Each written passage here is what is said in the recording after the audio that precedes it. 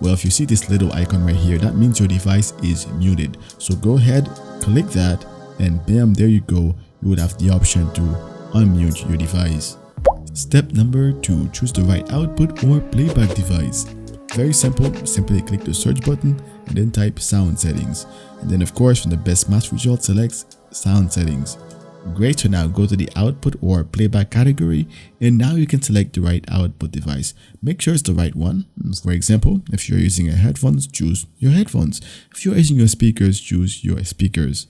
And now if previously the wrong device was selected, it should now be working. You should now hear your sound just fine. Step number 3, use the audio troubleshooter. It works very well. And now simply go down. Under where it says advanced, you should see it says troubleshoot common sound problems.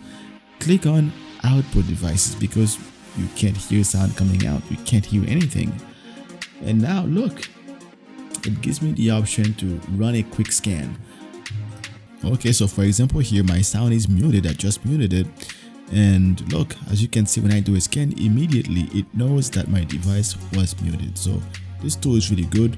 Now you can also use the classic audio troubleshooter. You can click search and then type fix sound, and there you go, you're gonna get the appropriate option.